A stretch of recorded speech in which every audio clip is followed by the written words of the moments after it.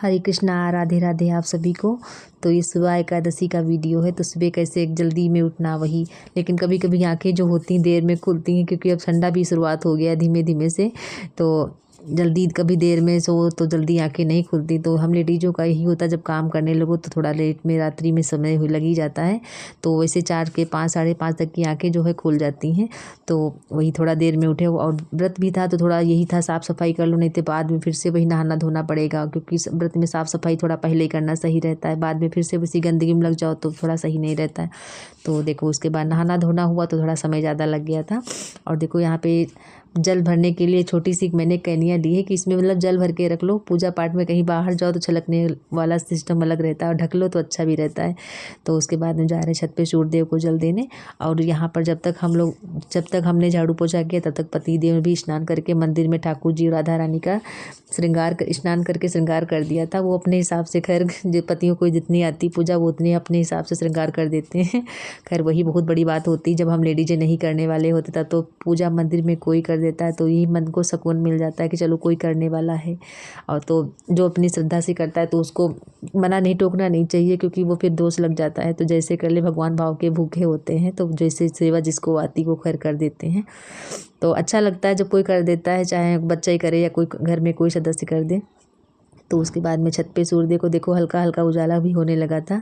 तो ये है मेरा छोटा सा देखो वृंदावन। छत पे जब आओ तो सुबह का जब वातावरण इतना शांत होता है, दिल को सुकून मतलब मिलता है छत पे। और फिर पूजा पाठ जल देने सूर्यदेव को देना था, तो वही चिड़ियों की चहचहाहट बड़े दिल को सुकून मिलती सुन के।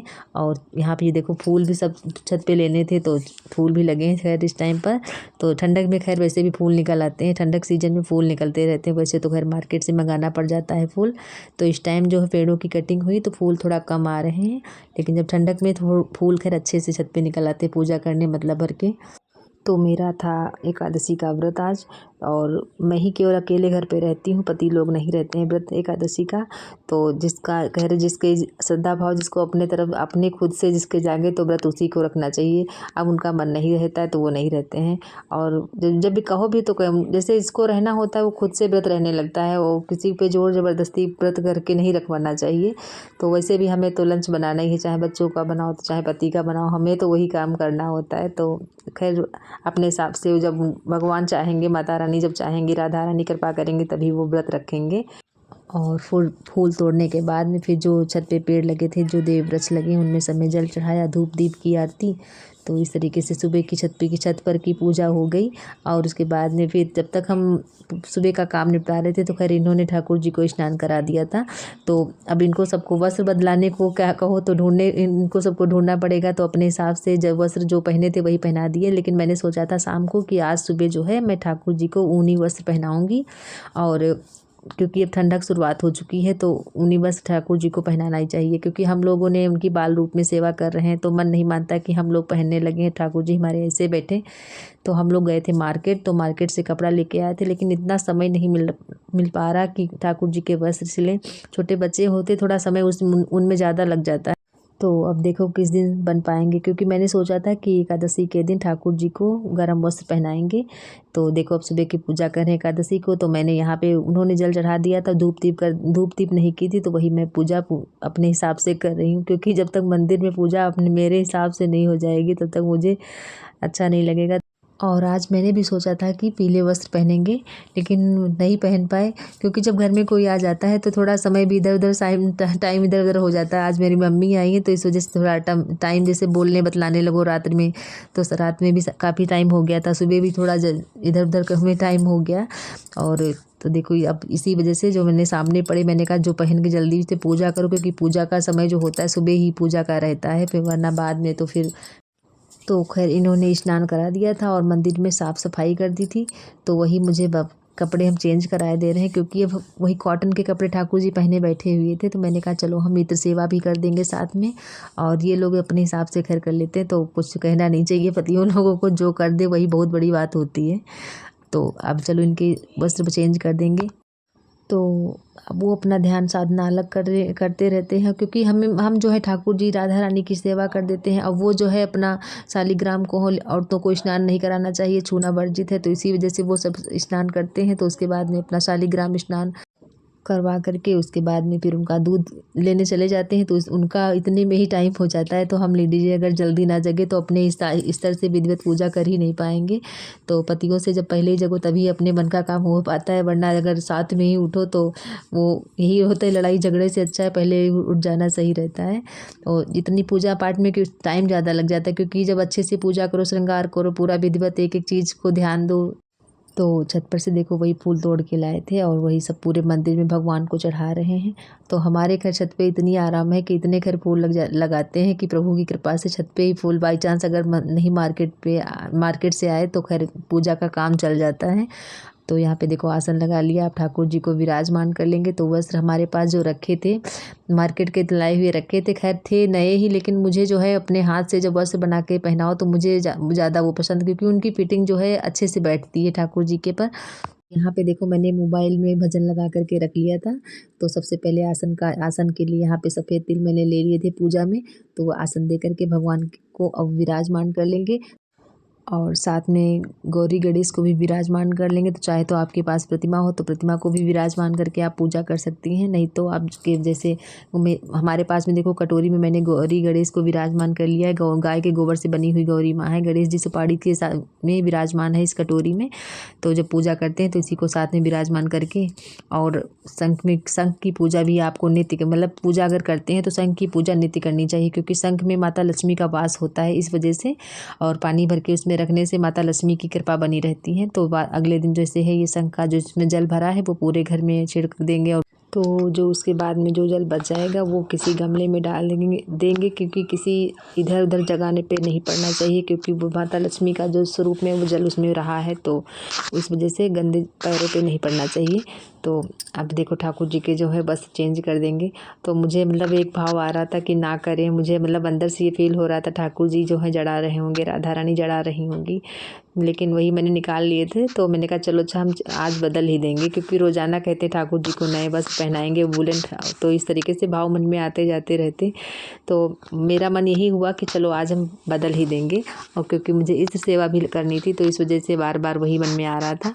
मैंने कहा चलो राधा रानी कह रही हैं कि चलो मेरे वस्त्र आज बदल ही दो, तो इस वजह से मैंने कहा निकाले वस्त्र, चलो मैंने कहा चलो बना देंगे, पहना देंगे। और बनाने को वस्त्र रखें तो देखो रोज़ाना किसी दिन कहते हैं कि बना डालेंगे, क्योंकि अब दिन बहुत छोटे होने लगे तो समय थोड़ा कम मिल पाता है। तो जैसे ठाकुर की इच्छा। तो आप देखो वस्त्र यहाँ पे मैंने पिछले साल में गई थी जब मैं वृंदावन, तो ये वहाँ से मथुरा जिसे मैं वस्त्र ये लेके आई थी। और ये जो दूसरी ग्रीन वाली ड्रेस राधा रानी की थी ये मैंने यहाँ से मार्केट से ख़रीदी थी। तो लेकिन कितनी भी अच्छी ड्रेस हो, लेकिन जो मार्केट से ड्रेस लेके आओ उसकी फिटिंग कभी परफेक्ट बैठती ही नहीं है। लेकिन जो अपने हाथ खुद से बनाओ तो वो जो है ड्रेस होती है, स्टेप उनके मतलब बिल्कुल सही से फिट बैठ जाते हैं जो अपने हाथों से जब बनाते हैं। तो जब लेने लगो तो वही चीज़ को संतोष नहीं आता है कि जब खुद से बनाने लगो तो वही करता है कि मन की चलो खुद से हम बना के ही पहनाएंगे। तो ठाकुर जी के मतलब पूजा करने में काफ़ी टाइम लग गया, क्योंकि एकादशी की जैसे पूजा करो फिर अच्छे से टाइम मतलब ज़्यादा लग जाता है। और फिर यहाँ पे तुलसी जी की देखो माला चढ़ाए दे रहे हैं, और देखो यहाँ पे ठाकुर जी का जो साज श्रृंगार अच्छे से करे दे रहे, बड़े अच्छे से ठाकुर जी साज श्रृंगार अपना कराते। मेरे जो लाला हैं बड़े मतलब सब श्रृंगार करवाने में बड़ा शौक़ उनको है। देखो यहाँ पे देखो मैंने भजन लगा रखे थे, बच्चे भी सब जग गए थे, तो इनको भी बार बार अपने हिसाब से भजन लगा के बार बार रख रही थी। और मैं देखो बाँसुरी रखना भूल गई थी ठाकुर जी के, तो वही कहने लगी कि मम्मी आपने बाँसुरी नहीं पहनाई ठाकुर जी के। तो मैंने कहा अच्छा मैं भूल गई थी। तो वही खुद से अपना ले करके बाँसुरी, और ये देखो ये ग्रीन कलर की ये ड्रेस देखने में देखो कितनी प्यारी लग रही। लेकिन इनके जो मार्केट्स की बनी ड्रेसें होती हैं इनके शोल्डर इतने हैवी होते हैं कि ये देखो कितना, इतने में तो 2 राधा रानी के जो पूरी बॉडी आ जाएगी। तो यही इसी वजह से मुझे ये वस्त्र मार्केट वाले नहीं समझ में आते हैं। तो देखो मुझे आज वही पूजा करने में देर हो गई। तो यहाँ पे देखो सब जग चुके थे तो खुद साथ में पूजा करने में साथ में लगी। मैं बार बार कह रही थी कि तुमने हन्नू नहीं किया, तुम मत पूजा करो, लेकिन वही है मुझे तो कभी कभी याद आ जाती कर्मा वाली कहानी की कि ठाकुर जी को कर्मा से इतना प्रेम था कि बिना नहाए ही उन्होंने खिचड़ी ठाकुर जी के कहा कि तुम कर्मा तुम बिना नहाए मुझे बना दिया करो। तो मैंने मन में वही आया कि तो बार बार ठाकुर जी को छू रही थी, तो मैंने हम मना करे मान जाओ, लेकिन मान ही नहीं रही थी। तो साथ ही पूजा करने लगी थी। वैसे मतलब जब हम जल्दी पूजा कर लेते हैं तो पढ़ाई में इनको सबके थोड़े 1 घंटा से सुबह थोड़ा पढ़ाई में समय लग जाता है। और जब हम खुद पूजा में बैठे तो ये खुद से कहाँ बच्चे पढ़ने वाले। तो ये देखो हमारे पास अलग से चुनर रखी थी, क्योंकि मार्केट की जो ड्रेसें होती हैं तो उनमें जो चुनरी या तो ज़्यादा हैवी करके लो। तो यहाँ पे मैंने ठाकुर जी के लिए लिया था ये ड्रेस, फिर मैंने राधा रानी को पहना दिया आज। तो श्रृंगार जो हमारे पास था वो मैंने आज कर दिया। तो जब बनाएंगे तो भी पूरी ड्रेस ठाकुर जी राधा रानी के लिए सेम ड्रेस बनाएंगे। और मैंने मंगाया था ठाकुर जी के लिए भोग। तो सुबह की पूजा में मैंने मुझसे ज़्यादातर ये होता है कि मैं मंगा लेती हूँ भोग, लेकिन सुबह जल्दी से मैं रखना भूल ही जाती हूँ। तो मैंने मंगाई थी तिल के लड्डू, तो गजक तो मैंने कहा रख लेंगे, लेकिन मेरे दिमाग से उतर ही गया, तो मैं तिल भोग लगाना ही भूल गई। तो गुड़ खैर मैंने मंगाया था, तो गुड़ और फल यहाँ पे मंगा के मैंने सुबह की पूजा में गुड़ का और तिल का भोग लगा दिया। तो खैर कोई बात नहीं, कोई टाइम ठाकुर जी का शाम की या दोपहर में भोग लगा देंगे ठाकुर जी का कोई भी टाइम। और इस बार भी देखो बहुत लोग कह रहे थे कि एकादशी जो है 15 तारीख नवंबर को या मनाई जाएगी दिन शनिवार को, लेकिन बहुत सारे लोग कह रहे थे कि 16 नवंबर को मनाई जाएगी, 17 को पारण किया जाएगा। और देखो पारण भी दो तरीके से लोग करते हैं। तो कुछ लोग करते हैं कि हरिवासर जब समाप्त हो जाता है तो उसके बाद करते हैं, और कुछ लोग करते हैं जब सूर्य उदय होता है तो उस टाइम पे करते हैं। तो दो तरीके से पारण लोग करते हैं। तो ज़्यादातर खैर जैसे अगर सुबह का जैसे है तो सूर्योदय में हरिवासर देर में हो रहा है तो सुबह में आप कर लें। वैसे हरिवासर के समाप्त होने के बाद ही सबसे ज़्यादा रहता है सही। तो जो लोग सूर्य उदय के हिसाब से करेंगे तो वो लोग 7 बजे के बाद पारण कर लेंगे, और जो लोग हरिवासर समाप्त होने की बात करेंगे तो वो लोग करेंगे 7 बजे वही 9 बजे से और 10 बजे तक की, मतलब उनका सबका हरिवासर का जो समय समाप्त होने का रहेगा वो 9-10 के बीच का पारण का समय रहेगा। तो इस तरीके से भी आप पारण कर सकते हैं। तो वैसे मैं तो 9 से 10 के बीच में ही करूँगी, क्योंकि इस समय मतलब उस ज़्यादा देर भी नहीं रहेगा। तो व्रत तभी पूरा माना जाता है जब उसका पारण सही ढंग से किया जाए, सही समय पे किया जाए। तो द्वादशी तिथि में वही सुबह जल्दी से स्नान करके फिर उसके बाद में भगवान का पूजा पाठ अच्छे से विधिवत करके तुलसी दल भगवान को अर्पण करा करके उसके बाद में दान दक्षिणा अन्नदान का जरूर द्वादशी तिथि में अन्नदान जरूर करना चाहिए, चावल दान उसमें जरूर रखना चाहिए फिर अपने दान दक्षिणा हिसाब से। उसके बाद में करने के बाद में फिर जो है भगवान का चरणोदक या तुलसी दल लेकर के, तो इस तरीके से हम लोग पारण करते हैं। तो व्रत तभी पूरा माना जाता है। कोई भी व्रत हो जब दान दक्षिणा करके आप व्रत करो तभी उसका व्रत का पूर्ण फल मिलता है। तो यहाँ पे देखो ठाकुर जी का भोग लगा दिया। और देखो यहाँ पे मंजरी रखी है, तो मैंने मंजरी कई दिन पहले तोड़ी थी, तो इस वजह से वही जो मंजरी हल्की सूखने लगी थी। तो कोई बात नहीं, सूखी हो चाहे जो भी हो, लेकिन तुलसी ठाकुर जी के लिए हमेशा प्रिय रही है किसी भी प्रकार की। लेकिन जब आप कभी तोड़ें तो नवीन तुलसी में जो मंजरी निकलती हो तो उसी को आपको तोड़ करके तुलसी दल लगे हों साथ में तब भगवान को अर्पण कराई जाती है। तो मुझे तोड़ना भी नहीं था, इस वजह से मैंने तोड़ के पहले ही रख ली थी, क्योंकि जब तोड़ना नहीं, बच्चे बिना पूजा करेंगे तुलसी के तो मेरे समझ में नहीं आता। तो इस वजह से मैं पहले ही तोड़ करके रख देती हूँ कि जब बच्चे पूजा करेंगे तो तुलसी दल का भोग लगा देंगे। तो मंजरी कैसी भी हो तुलसी दल लगी मतलब होना चाहिए, तो ठाकुर जी स्वीकार करते हैं। किसी भी तरीके से मंजरी तुलसी हो तो ठाकुर जी को अति प्रिय है। तो चलो अब कथा पढ़ लेते हैं उत्पन्ना एकादशी की। तो उत्पन्ना एकादशी में की कथा जो है अति मतलब बहुत दिल को छू जाने वाली इतनी अच्छी कथा है। जब माता एकादशी का कैसे क्या प्राकट्य हुआ, कैसे क्या श्री हरि की मतलब की कृपा हुई माता एकादशी पर, तो इस वजह से मतलब सुनने में बहुत अच्छी लगती है उत्पन्ना एकादशी की कथा। और वैसे भी जब कोई कथा कोई पढ़ता है या कोई मतलब सुनाता है तो मुझे तो सुनने में बहुत अच्छा लगता है। जैसे मैं भागवत कभी सुनने जब जाती हूँ तो मुझे बहुत अच्छा लगता है भागवत सुनना। जैसे जैसे अब जैसे घर में मैं जब किचन में काम करती हूँ तो जो पतिदेव जो है वो रामायण पढ़ा करते हैं अर्थ के साथ में जब पढ़ते हैं, तो मैं किचन में जैसे काम कर रही तो ये पढ़ा करते तो सुनने में बहुत अच्छा लगता है। और फिर कथा सुनने के बाद में श्री हरि की आरती करी, तो साथ में देखो मेरे साथ में लगी रही जब तक पूजा की मैंने।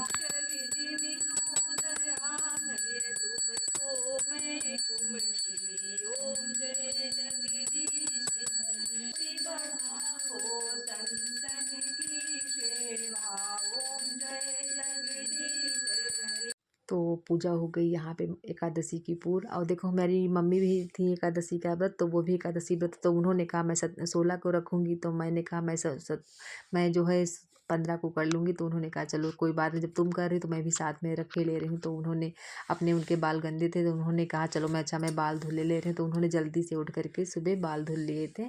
तो उसके बाद में पूजा पाठ समाप्त करने के बाद फिर किचन में लगे, क्योंकि पूजा में काफ़ी टाइम लग गया था।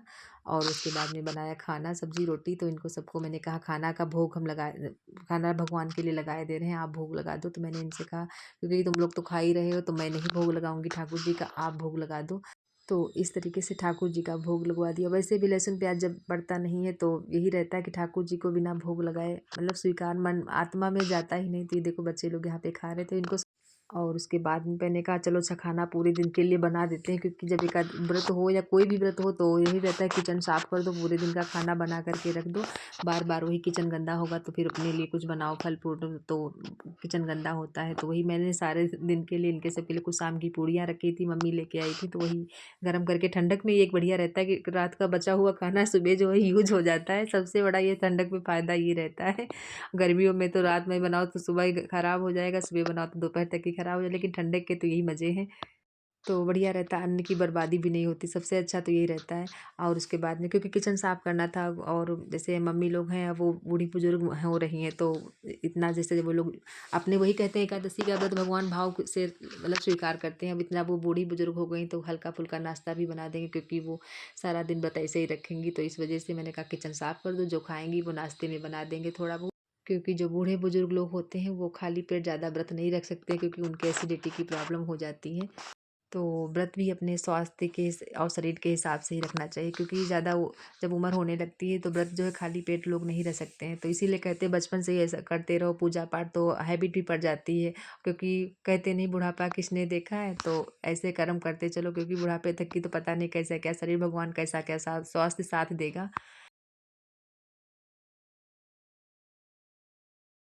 तो सब पर हरि की कृपा बनी रहे, सभी का कल्याण होता। अगर चैनल पे नए हैं तो सब्सक्राइब कर लेना। राधे राधे।